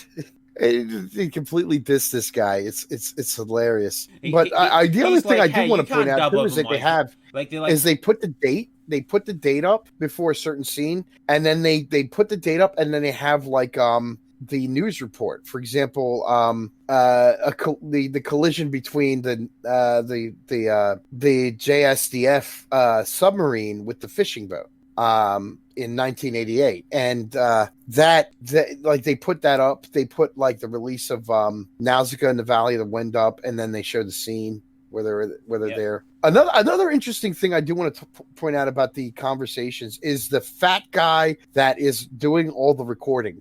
And God damn it, that guy is hilarious, because at the very end they're blurring his face out, and then when they stop the interview, they freeze the frame and his face is 100% clear. Yes, like you can see who this guy is 100%. Like they took the mosaic right off. It's like, what the? But that entire scene, they do everything, like they hide the voices, they do all this shit, dude. That shit is hilarious. And like the last one, we're like, we found a real otaku, and they try to chase him down. Yeah, like they're Dude, driving. oh my God. Like I can't believe they actually did this. Like it's like YouTube pranks before YouTube became a thing. Yeah, they're like stalking him in a car. You've got like Bono with like the trank gun out, and you've got a guy with like a lasso, or like with rope in the back. Yeah, and a bag, and they got like the the current newspaper, and a script for them to read out. Yeah, and they're like, usually, and he's just like, nah, leave me alone, and he just like runs away. And they drive after him. It's funny because like watching the guy with the huge VHS collection, right? And it's just like that's an incredible glimpse into just kleptomania.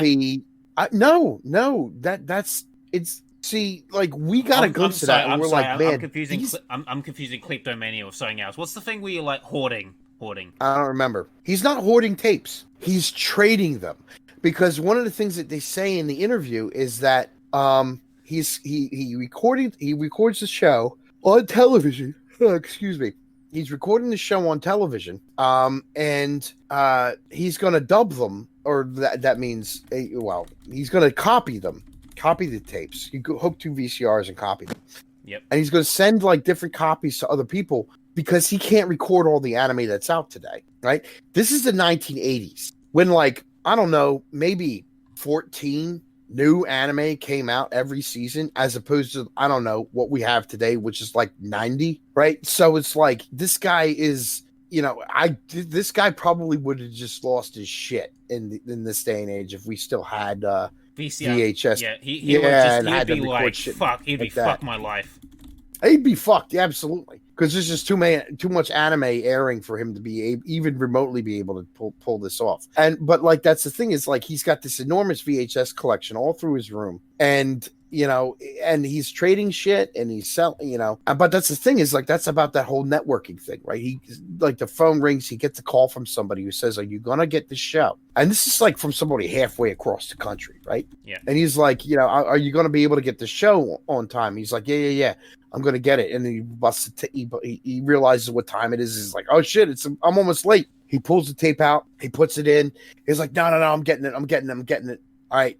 And he hangs up on the guy, and it just stops. But like, yeah, he's like, I'll call you back when the show's over, make sure I got everything. But it gets into all these different aspects, right, of being an otaku, and what it was like, and the effort that was involved. Like, that's the thing, man. There was effort involved. You had to be passionate about this. I mean, that dude, the videotapes, is probably like the unsung hero of the otaku community. Because like, I'm pretty sure that dude is probably like helped like we're gonna wrap this up in like 5 minutes. We're gonna wrap this up in 5 minutes. So in a minute. Like, that dude is the unsung hero of the otaku community of his time. Like, there's probably so many people he got into anime because of the shit he did. But, like, people had to work for that shit. And the way it's like the whole interview between, with me and Undead Chuck, where it's like, yeah, we had to work for this shit, right? And it's frustrating to see anime fans today and the way they just kind of like... You mean like the one guy in that certain one guy in Unknown server? An Unknown server, yeah. I don't want to wait for 2 days. It's like, bitch, we had to wait for years for shit sometimes. It's like, but like, yeah, it's but yeah, that's the hobbies, fandoms, subcultures, countercultures, these things. And I think, like, while you were saying that you got an enormous sense of loss, let's talk about that before we wrap everything. Yeah. Like, have a sense of an enormous sense of loss. Where does that come from? I don't know. Like, I was just watching these interviews, and there's almost like this sense of loss, and this search for something meaningful, or this quest for something meaningful. Like, I don't know what they've lost. That's the thing. It's just, there's just this sense of loss that I feel, and I just don't know how to describe it. Like, that's just what I got from the interviews, is there's this sense of loss and this just drive for something. I don't know what these people lost. Like, that's the thing. You mean the characters in the show? The interview. Lost. The interview. The characters in the interviews, what they lost. That, a lot of that is just nostalgia, because you look at these people and it's like they're not in the heyday of college that they used to be in, right? And in a sense, like if you're talking about the interviews, I really kind of sort of grok that, right? Because my college experience was very, very much, I was surrounded by like-minded individuals. I was in a club like, I guess the closest comparison would be Genshiken without the thought, where it was just like we were all 100% geeks, nerds, all of like-minded, and that we all had that same kind of like vibrancy. So when I watch Otaku no Video, it's like kind of brings me back to what it was like back then. And then the interviews kind of remind me of like where I am now. And it's like how that youthful drive, that youthful passion, that youthful like anything can happen. I don't want to say it's gone, but it's just like, I think it's lessened because of how the anime community is now. And how a lot of people are consumers instead of, Well, streaming has really helped that. Streaming has helped that. The just overabundance of anime that's coming out every season has helped that. But yeah, a lot of people are consumers, and the consumer mentality, and it's just taken over. But yeah, I mean, you look at these guys, and even the ones that are in the middle of doing something, right? Like, you got the salary man that you interview and shit like that. But like when you see like the interview of the guy who's working on his waifu, right? I know they ask you, do you have a real girlfriend? He's like, no. Guy after guy after guy. Hey, you have a real girlfriend? No. You have a real girlfriend? No. You have a real girlfriend? No. It's kind of a shame. But like, it's funny and it's played for laughs. But there definitely is this sense that they're engaged in something though that is kind of greater than that. And so when I say like, I watch Otaku no Video, I watch a lot of stuff from the 80s. And like I said, I do get this sense of this otaku dreaming, this right to dream, this desire to dream, this, make dreams real, right? It's like they want to bring their dreams to life in some way, shape, or form. And I don't feel that today. Maybe it's just me. Maybe I'm just an old fucker, but I don't get the feeling of this drive, this passion, and this desire to make dreams real, right? I don't feel that. So, Fvlminatvs, before we like fully wrap up this video, is there anything else you want to say about Otaku no Video or any of the other topics that we discussed? I do want to kind of bring things a little bit around to where we were talking about the idea that the otaku, like you were asking at the very beginning, where did the otaku come from and stuff, and I wanted to point out that they're a counter, right? And we discussed a little bit about how the workaday stiff that the salaryman lifestyle was during the 1980s and into the 90s, and even honestly, today. I have this theory that almost like the modern day salaryman is almost like the modern day equivalent of like the samurai in a sense. Well, that was the idea, right? The daimyo was the corporation, and like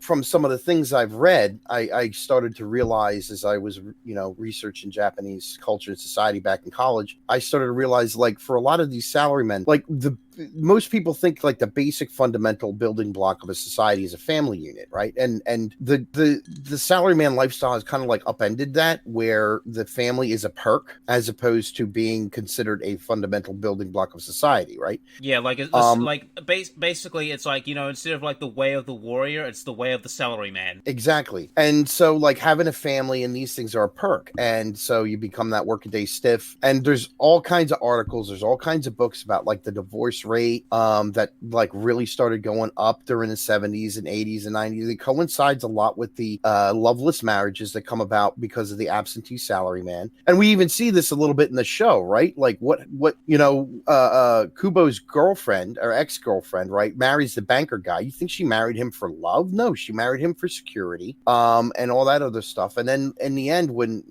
it falls out from under him and the company goes bankrupt or whatever, she ends up leaving him and taking his daughter with him, which means like 9 times out of 10 he's probably never going to see her again until she's 18 and tracks him down or something, if she even cares to. That you get the basically like this absentee father thing. You see this a lot in anime, right? Or you see like the distant father because he's devoted his life to his job, and this pops up a lot in all kinds of Japanese media. And the otaku kind of stand as a countercultural rejection of that, right?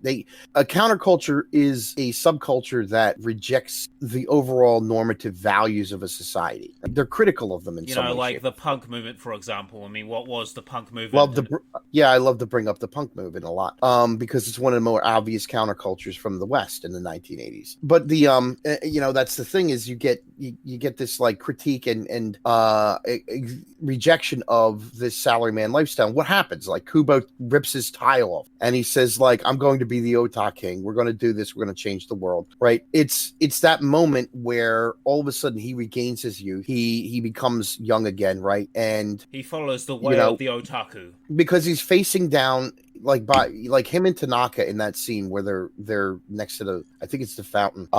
There's a fountain. And Tanaka's like, they're both wearing like jackets and ties that look like they might be going to a job interview or whatever. They're staring down the workaday stiff life. Like, that's the rest of my life, right? Get a job with the company that do what everybody thinks I'm supposed to do, and do what they think is contributing to society, and that is like a nightmare to them. That's a death sentence, right? And instead they decide, like, we're going to forge our own path. We're going to make our own destiny, right? And that's why they go off and they found Giant X. And they start making their own animation, and they become entrepreneurial. They seize whatever opportunities they can, and and they make those that that don't present themselves. And so that's the thing, is the positivity of the otaku, right, is kind of like this. It stands in juxtaposition to the traditional, or what had become by that point the traditional accepted Japanese idea, right? Yeah, which is why I said in an earlier pause on point video,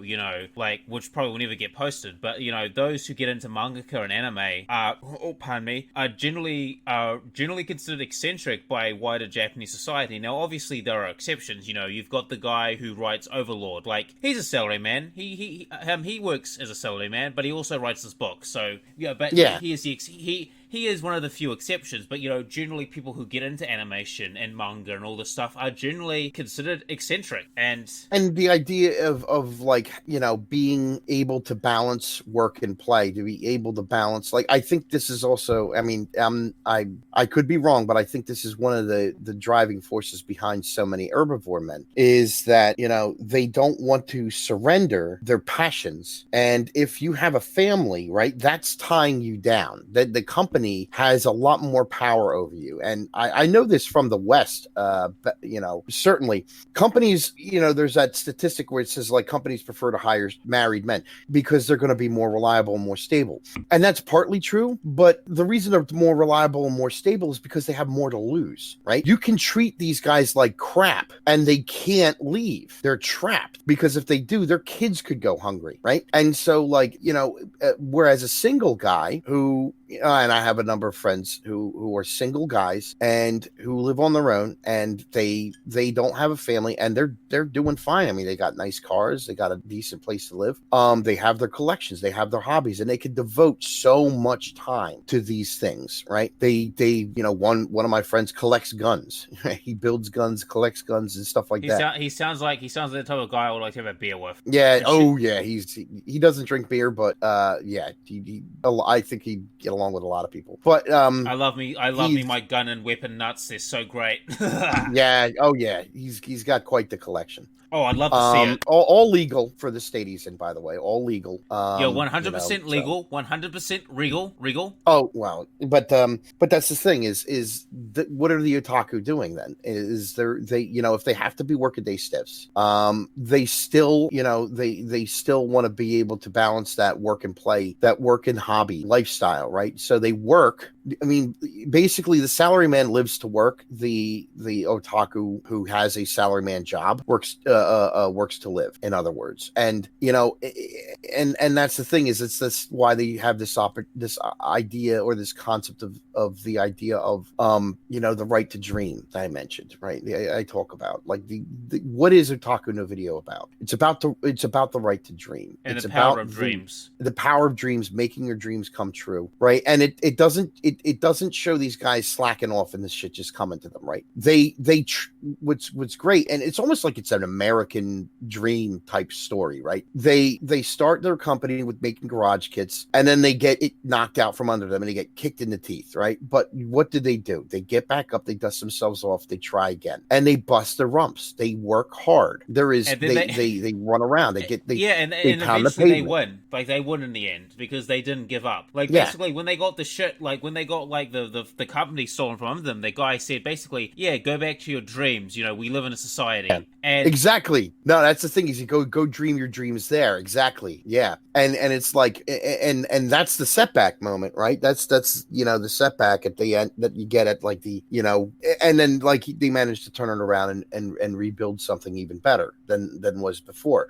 But that's because they didn't give up. Like, they were at the verge of giving up, right? But then, meeting Tanaka and talking to him, and in that one big square, and it's like he stands up, pulls his tie off, and he's like, screw it, we're gonna do it, we're gonna make our dreams come true somehow, some way. And that's the thing, right? It's that right to dream. And so much of what came out of the 1980s and early 1990s, I like I said, when it comes to anime, is just, there's just so much positivity there, right? There's so much positivity to so many of the shows. There's so much of this hopefulness, and I think even some of the more darker shows, there was always like a silver lining in a way. Like, sort of, yeah. Well, some of them there was a silver lining. It was like, yeah, things are fucked, but they don't have to be fucked, man. You can try. You can do it. Like, I can't count the number of anime, and of course, like I said, like Yoshiyuki Tomino, he's pre-otaku, right? So he's an older generation. Yeah, he's an old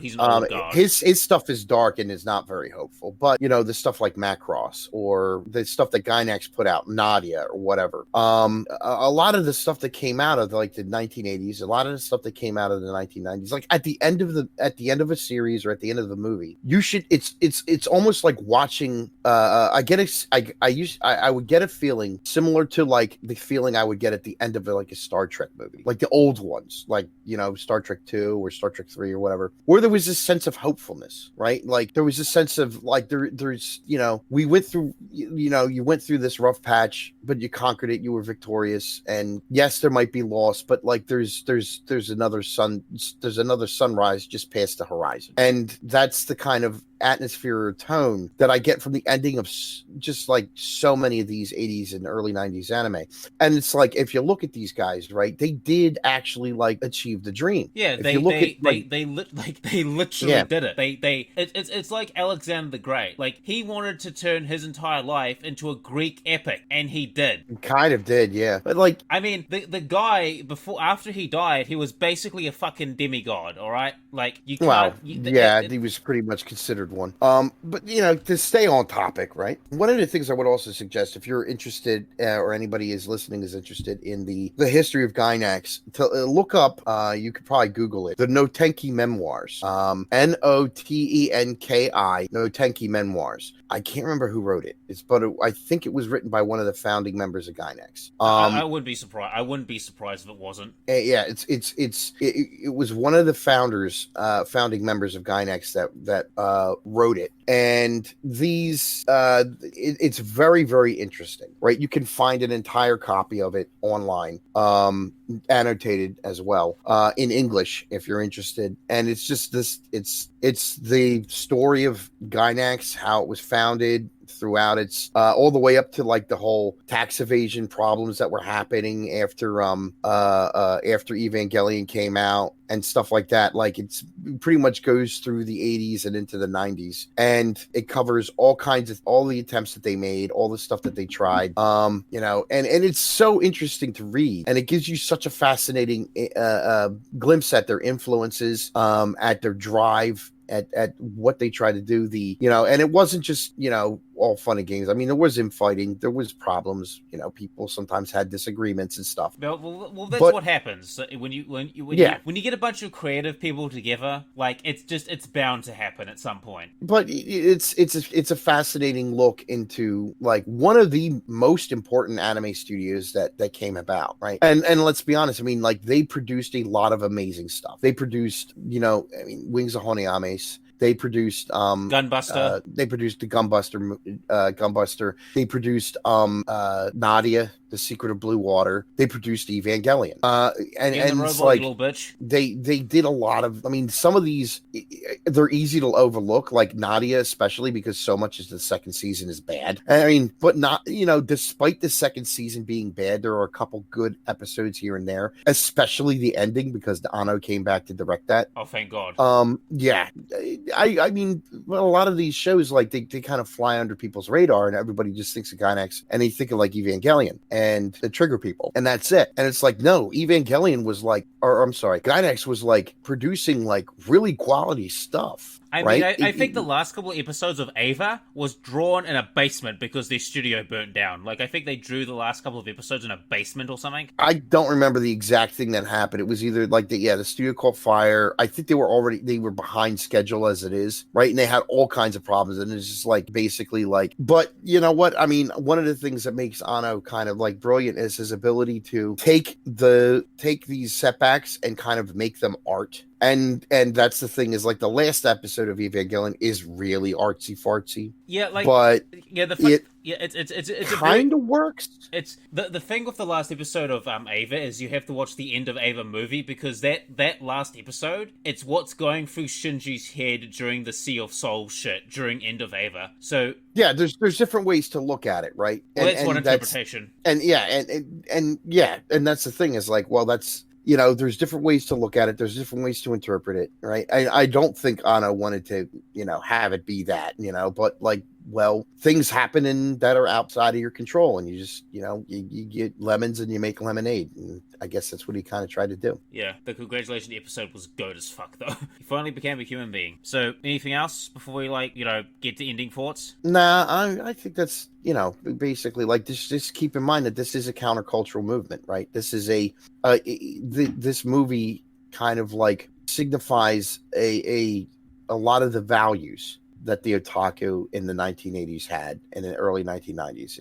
And granted, this is a generalization, right? This is kind of a generalization. Massive generalization. Well, but that's the thing is like, I'm an historian. We're allowed to work in that. Some people call them trends, right?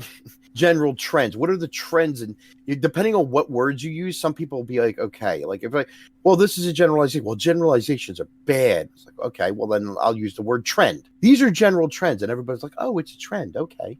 And people's attitudes are completely different about that. It's fucking and weird. It's like, well, these are prevailing attitudes or like, trending attitudes of the time. Yeah, that's weird because usually when you say in general, this is the general thing. But if we look deeper, we find exceptions. Obviously. Yeah.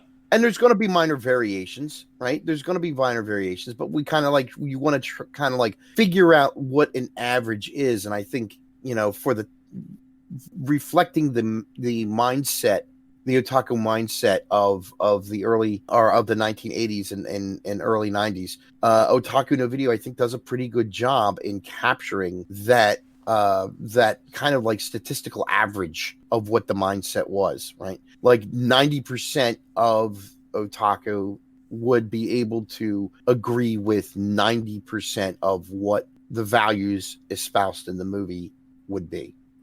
And I mean, I'm no expert on this, but that's my guess. That would be my guess in case anyone knows, right? Like, we're not experts. We're just going by what we've read, experienced, experienced. And if Joe listens to this, it's probably going to get a laundry list of everything I got wrong.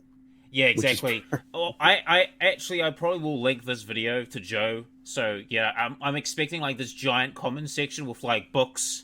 And then citations and timestamps where he basically says Gundam's wrong about this, Fool's wrong about this, and he's going to give us more links of books with more citations. We got to be careful, right? Because Joe just might start getting a big head off of all for the praise and you know, elevation that we give him. Maybe we'll see. Yeah, so, I will admit, if anybody's more knowledgeable than me, it's probably it is definitely not probably.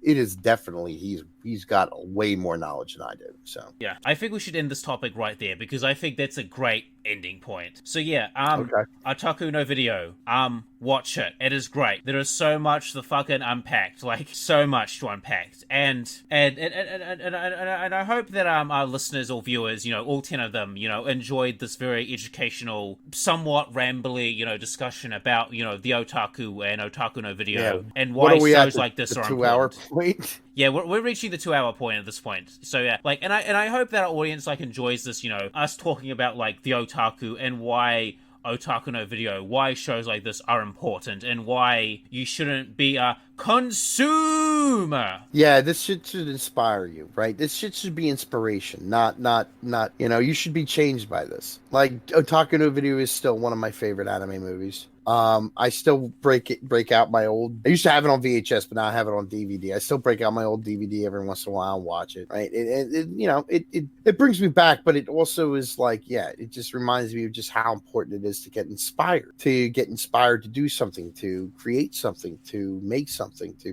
push forward. Right?